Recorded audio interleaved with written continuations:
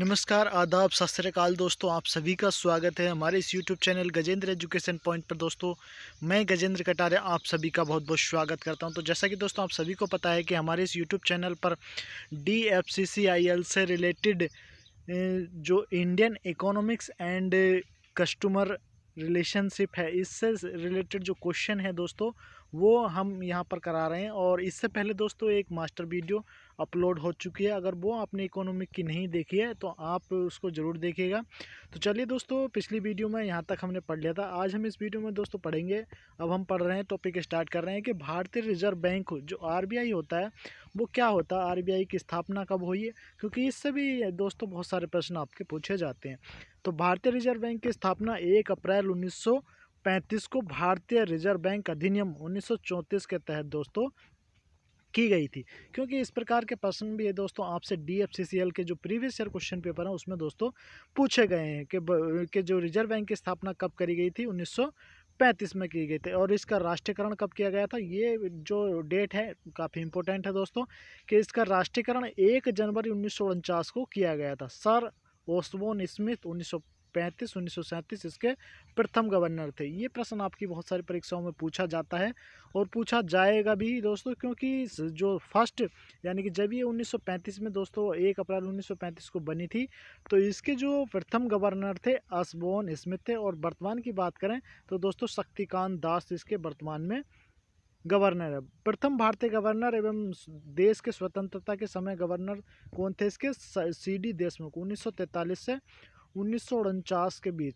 वर्तमान में श्री शक्तिकांत दास दोस्तों इसके गवर्नर। रिजर्व बैंक का जो प्रधान मुख्यालय मुंबई है तथा स्थानीय प्रधान कार्यालय नई दिल्ली, कोलकाता, मुंबई तथा चेन्नई में। अगर मेन हेडक्वार्टर की बात करेंगे तो दोस्तों कहाँ पर है, मुंबई में। ये प्रश्न में आपसे कई बार पूछा गया है कि RBI का लेखा वर्ष होता है वो कब होता है। तो दोस्तों जून जुलाई जो होता है, जून से जुलाई जो होता है RBI का लेखा वर्ष होता है। अब RBI के बारे में थोड़ा ही हम जान लेते हैं, क्योंकि ये जो प्रश्न जो मैं आपके सामने ये टॉपिक डिस्कस कर रहा हूँ यहाँ पर, मैं थोड़ा इसको और जूम कर देता हूँ। बैंक रेट, जैसे कि ये बैंक रेट क्या होता है, मतलब बैंक दर वह दर है जिस पर रिजर्व बैंक बिलों की पुनर्कटौती करता है। अर्थात बैंक दर वह दर है जिस पर रिजर्व बैंक अन्य बैंकों को ऋण देता है। यानी कि बैंक रेट क्या होता है, बैंक रेट वो होता है जो जो छोटी बैंकें होती हैं उसको ऋण देता है। रेपो रेट क्या होता है ये प्रश्न, और रिवर्स रेपो रेट और CRR क्या होता है ना। तो पहले रेपो रेट के विषय में देख लेते हैं। आई होप, उम्मीद करता हूँ आपको समझ में आ रही होगा। रेपो दर वह दर है जिस पर रिजर्व बैंक बैंकों को अल्पकालीन ऋण देकर अर्थव्यवस्था में तरलता की अतिरिक्त मात्रा जारी करता है। ध्यान से सुनिएगा, रेपो रेट वह दर है जिस पर रिजर्व बैंक बैंकों को अल्पकालिक ऋण, अल्पकालिक का मतलब होता है छोटे समय के लिए ऋण देकर अर्थव्यवस्था में तरलता की अतिरिक्त मात्रा को जारी करता है। उसके बाद रिवर्स रेपो रेट, देखिए ऊपर हमने पढ़ा रेपो रेट, यहाँ पर है रिवर्स रेपो रेट। देखिए कंफ्यूज आपको बिल्कुल भी नहीं होना है। रिवर्स रेपो दर वह दर है जिस पर रिजर्व बैंक बैंकों से अल्पकालिक ऋण लेकर अर्थव्यवस्था से तरलता वापस लेता है। देखिए एक में क्या है कि बैंकों को ऋण देता है, यानी कि रेपो रेट क्या है, और रिजर्व रेपो रेट में क्या है, बैंकों से अल्पकालिक ऋण, मतलब RBI क्या करता है, जो बैंक होती हैं उनसे ऋण लेता है। ठीक है। अच्छा, नगद आरक्षित अनुपात, कैश रिजर्व रेशियो, CRR क्या होता है, सभी व्यापारिक बैंकों को जमा राशि का एक निश्चित प्रतिशत रिजर्व बैंक के पास कोष के रूप में रखना पड़ता है। इस अनुपात को हम क्या करते हैं, नगद आरक्षित अनुपात कहते हैं। यानी कि सभी बैंकों को जमा राशि का एक निश्चित प्रतिशत रिजर्व बैंक के पास रखना दोस्तों पड़ता है। इस अनुपात को नगद आरक्षित अनुपात कहते हैं। उसके बाद SLR क्या होता है, ठीक है। SLR क्या होता है, वैधानिक तरलता अनुपात। SLR व्यापारिक बैंकों को अपनी कुल संपत्ति का एक निश्चित प्रतिशत तरल के रूप में अपने पास रखना पड़ता है। इसे वैधानिक तरलता अनुपात कहते हैं। यानी कि जो भी पैसे जारी करे जाते हैं उसके बदले में जो संपत्ति का कुछ रूप होता, कुछ पार्ट्स होता है दोस्तों, वो वहाँ पर उनको रखना पड़ता है। तो आप बिल्कुल भी, आई होप, उम्मीद करता हूँ कि आप ये जो बैंक रेपो रेट है, रिवर्स रेपो रेट है और रेपो रेट है और CRR और SLR के बारे में दोस्तों आप समझ गए होंगे, क्योंकि इससे आपकी परीक्षा में प्रश्न बनना ही बनना है। अब बात कर लेते हैं रीजनल जो रूरल बैंक है, यानी कि ग्रामीण क्षेत्रीय बैंकों की बात कर लें तो क्षेत्रीय ग्रामीण बैंक की जो स्थापना 2 अक्टूबर 1975 में की गई थी। एक साथ 5 क्षेत्रीय ग्रामीण बैंक स्थापित किए गए थे। उत्तर प्रदेश में मुरादाबाद, गोरखपुर, हरियाणा में भिवानी, राजस्थान में जयपुर तथा पश्चिम बंगाल में मालदा में इन बैंकों की स्थापना दोस्तों की गई थी। ग्रामीण बैंक सिक्किम व गोवा के अलावा भारत के सभी राज्यों में कार्यरत हैं। यहाँ से इम्पोर्टेंट प्रश्न आपके लिए दोस्तों ये बनता है कि भारत के वे कौन से राज्य हैं, भारत के दोस्तों वे कौन से राज्य हैं जहाँ पर एक भी ग्रामीण बैंक नहीं है। तो दोस्तों कौन से वो हैं ग्रामीण बैंक? तो ग्रामीण बैंक सिक्किम व गोवा, तो भारत के वे 2 ऐसे राज्य हैं, ठीक है। और आप सभी जानते हैं कि सिक्किम क्या है? सिक्किम एक ऐसा राज्य है जहां पर दोस्तों जैविक खेती है ना। इस प्रकार के प्रश्न भी दोस्तों आपसे पूछे जा सकते हैं। तो आई होप आपके समझ में ये प्रश्न भी बात आ गई है। उसके बाद क्षेत्रीय ग्रामीण बैंक का जो प्राधिकार नाबार्ड के पास होता है, मतलब जो ग्रामीण बैंक होती है उसको कौन ऑपरेट करता है? नाबार्ड करता है। जैसे कि ये मान लीजिए बैंक होती हैं, इनको कौन ऑपरेट करता है? RBI करता है। तो ऐसी जो क्षेत्रीय बैंक होती है नाबार्ड, और नाबार्ड की स्थापना दोस्तों 1982 में हुई थी। कब हुई थी? 1982 में हुई थी। क्षेत्रीय ग्रामीण बैंकों का संचालन शेयरों के आधार पर 3 उद्यमों, केंद्र सरकार का 50%, राज्य सरकार का 15% तथा परिवर्तित बैंक 35% द्वारा किया जाता है।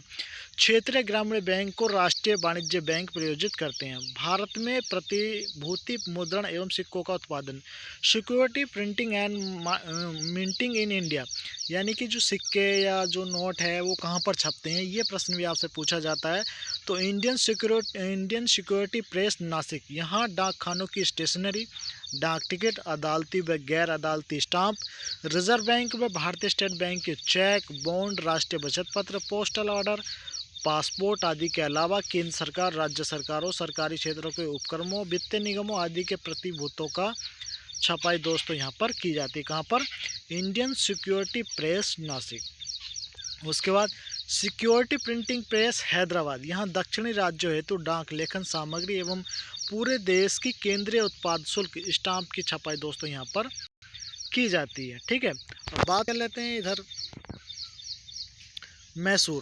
मैसूर कर्नाटक एवं शाहनवी पश्चिम बंगाल के भारतीय रिजर्व बैंक नोट मुद्रा लिमिटेड, यहाँ RBI के नियंत्रण में करेंसी नोट छापे जाते हैं। कहाँ पर दोस्तों? मैसूर में। और बंगाल में एक शाहनवी जगह है। Security paper mills Hoshangabad Madhya Pradesh, यहाँ बैंक और करेंसी नोट, कागज़ एवं गैर अदालती स्टाम्प पेपर की छपाई में प्रयोग होने वाले कागज़ का उत्पादन दोस्तों यहाँ पर किया जाता है। 1 रुपये का नोट अपरिवर्तनशील पत्र मुद्रा का उदाहरण है। यह वित्त मंत्रालय द्वारा छापा जाता है और इस पर वित्त सचिव के दोस्तों हस्ताक्षर होते हैं। यानी कि जो 1 रुपये का नोट होता है दोस्तों, इस पर वित्त सचिव के हस्ताक्षर होते हैं। 1 रुपये से ऊपर की सभी जो मुद्राएं असीमित विधिग्रह मुद्रा है। भारतीय रिजर्व बैंक 2 रुपये से 2000 तक के नोट छापता है। इस पर रिजर्व बैंक के गवर्नर होते हैं। यानी कि कहने का मतलब है कि जो 1 रुपये के सिक्के होते हैं या 1 रुपये के जो नोट होते हैं उस पर किसके? वित्त सचिव के साइन होते हैं। और जो 2 रुपये से लगाकर 2000 तक के जो नोट होते हैं दोस्तों, उस पर भारतीय गवर्नर के हस्ताक्षर होते हैं। अब देखिए ये समझ लीजिए कि जो मार्केट स्टॉक एक्सचेंज है, मतलब स्टॉक एक्सचेंज क्या होता है और भारत में ये किस प्रकार से दोस्तों काम करता है। तो भारत में सेबी द्वारा मान्यता प्राप्त 23 स्टॉक एक्सचेंज हैं। इनमें से 5 राष्ट्रीय प्रकृति के हैं और 18 प्रादेशिक प्रकृति के हैं। ये मुंबई, मेरठ, कानपुर, कोयम्बटूर, बड़ौदा, कोचीन, कोलकाता, बेंगलुरु, अहमदाबाद, भुवनेश्वर, जयपुर, गुवाहाटी, दिल्ली, हैदराबाद, मंगलोर, लुधियाना, चेन्नई, पटना, इंदौर, पुणे, तिरुवनंतपुरम में स्थापित किए गए हैं। अब इसकी बात कर लेते हैं कि सेबी होता क्या है, क्योंकि ये प्रश्न भी, सेबी का मतलब होता है security exchange board of India. भारतीय प्रतिभूति एवं विनिमय बोर्ड सेबी भारत में वित्त एवं निवेश बाजारों के लिए निर्दिष्ट एवं नियामक निकाय रेगुलेटरी बॉडी है। इसकी स्थापना 1988 में की गई थी। कब की गई थी दोस्तों? 1988 में। तथा 1992 में संवैधानिक शक्तियाँ दी गई। यह एक स्वायत्त निकाय है। तो आप समझ गए होंगे कि कब इसकी स्थापना हुई थी। तो आपकी परीक्षा की दृष्टि से बस यही इम्पोर्टेंट है कि सेबी की फुल फॉर्म क्या होती है, ठीक है। और सेबी की जो स्थापना कब करी गई थी, तो 1988 में सेबी की स्थापना दोस्तों की गई थी। बात कर लेते हैं विश्व के जो प्रसिद्ध शेयर बाजार हैं, है ना, जो विश्व के प्रसिद्ध शेयर बाजार हैं, वर्ल्ड फेमस शेयर मार्केट। तो डी जोन्स इसका स्टॉक एक्सचेंज कहाँ पर है, न्यूयॉर्क में। निक्की कहाँ पर दोस्तों, टोक्यो में। नाइस्डैक कहाँ पर, अमेरिका। ब्रोबेस्पा ये कहाँ पर, ब्राज़ील में। होंगशेन कहाँ पर, हांगकांग में। शिमेक्स स्टैम्प टाइम्स ये कहाँ पर, सिंगापुर में, ठीक है। कोस्पी कहाँ पर है, कोरिया में। मिटेल कहाँ पर, इटली में। KLSA कंपोजिट मलेशिया में है। शंघाई कॉम कहाँ पर, चीन में है। मिंडेक्स कहाँ पर, जर्मनी में है। शेयर थाईलैंड में है। और टेन ताइवान में। S&P कनाडा में है। और IPC दोस्तों कहाँ पर है, मैक्सिको में, ठीक है। ये कहाँ पर दोस्तों, मैक्सिको में। अब बजट की मांग, अब मुद्रास्फीति जान लेते हैं दोस्तों कि मुद्रास्फीति क्या है, ठीक है। मुद्रास्फीति क्या होता है, और ये प्रश्न आपकी परीक्षाओं में इन्फ्लेशन के नाम से दोस्तों इसको जाना जाता है। मुद्रास्फीति मूल्य स्तरों में होने वाली सतत वृद्धि को कहते हैं। यानी जो सतत कंटिन्यूस जो वृद्धि होती है उसको हम इन्फ्लेक्शन कहते हैं। मुद्रास्फीति के कारण, रीजन ऑफ इन्फ्लेक्शन, मुद्रास्फीति के कारण दो भागों में विभाजित किया गया है। एक होता है डिमांड पुल इन्फ्लेक्शन, एक होता है कॉस्ट पुल इन्फ्लेक्शन, है ना। अब बात कर लेते हैं पब्लिक फाइनेंस, लोक बजट क्या होता है, बजट के, है ना। तो सरकार के आगामी वर्ष के आय, देखिए सरकार के आगामी वर्ष के आय और व्यय के बारे को, व्यय के जो ब्यौरा होता है उसको हम बजट कहते हैं। भारत के संदर्भ में बजट में अगले वित्तीय वर्ष 1 अप्रैल से 31 मार्च तक की अवधि वित्तीय योजना होती है। स्वतंत्र भारत का जो पहला बजट है वो 26 नवंबर 1947 को पहले वित्त मंत्री शखमुन चेट्टी ने पेश किया था। और वर्तमान की बात करें तो वर्तमान में जो वित्त मंत्री हैं दोस्तों वो कौन है, निर्मला सीतारमन। यह बजट 15 अगस्त 1947 से 31 मार्च 1948 तक की 7.5 माह की अवधि के लिए था, अर्थात यह अंतरिम बजट था। अच्छा, राजकोषीय घाटा क्या होता है, फिस्कल डिफिसिट क्या होता है। तो जब सरकार की कुल प्राप्ति, राजस्व एवं पूंजी प्राप्ति तथा कुल व्यय, राजस्व एवं पूंजी व्यय का संतुलन नकारात्मक हो तो वह राजकोषीय घाटा होता है, अर्थात सरकार द्वारा किया गया खर्च उसके आय के साधनों से अधिक होता है। अच्छा, टैक्स संरचना की बात करें हम यहाँ पर, तो कर व्यक्ति द्वारा सरकार को दिया जाने वाला अनिवार्य अंशदान है जिसे सरकार के सभी सामान्य हितों हेतु व्यय करती है। कर दो प्रकार के होते हैं, एक होता है डायरेक्ट टैक्स, एक होता है इनडायरेक्ट टैक्स। वैसा कर जिसको वही व्यक्ति देता है जिस पर ये लगाए जाते हैं तो उसे प्रत्यक्ष कर कहते हैं।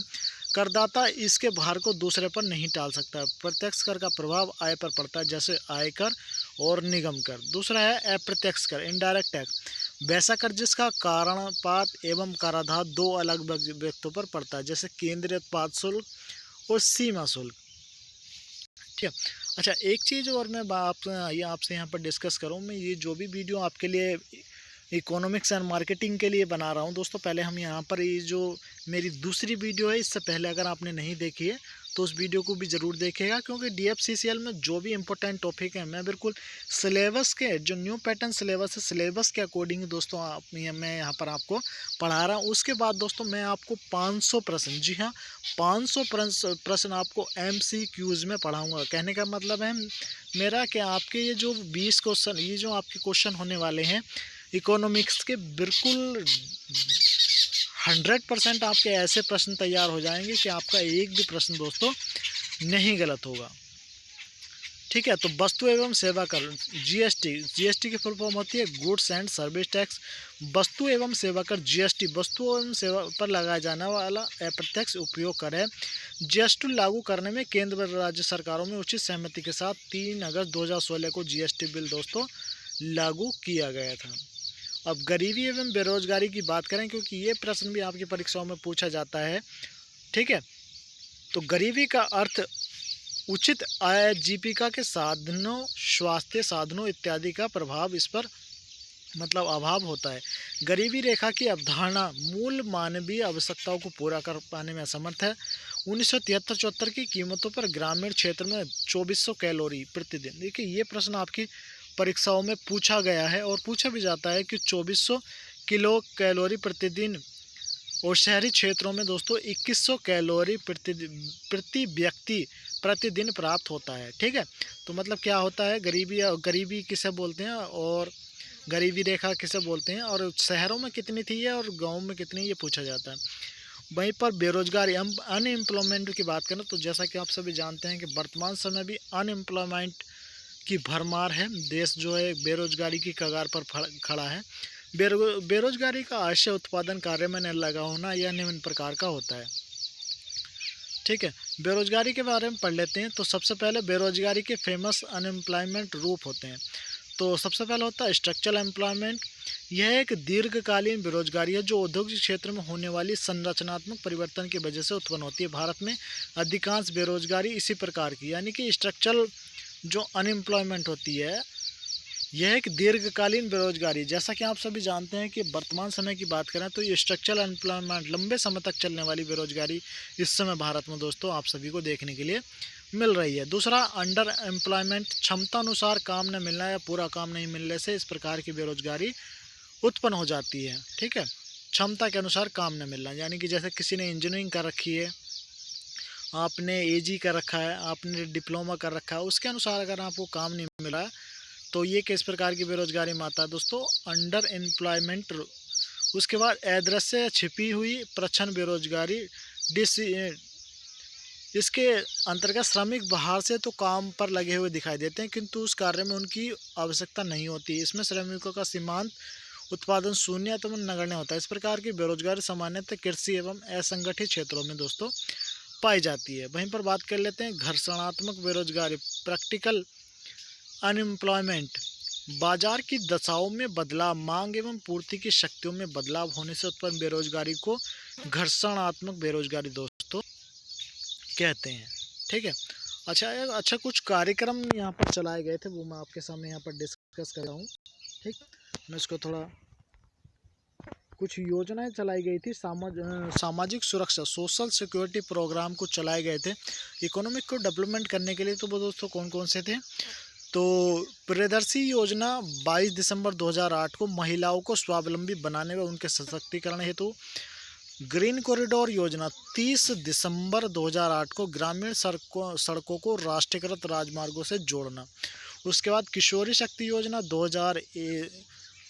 2001 में चिन्हित किशोरियों को पोषाहार देने के साथ साथ स्वास्थ्य शिक्षा तथा व्यावसायिक कुशलता हेतु प्रशिक्षण प्रदान करना है।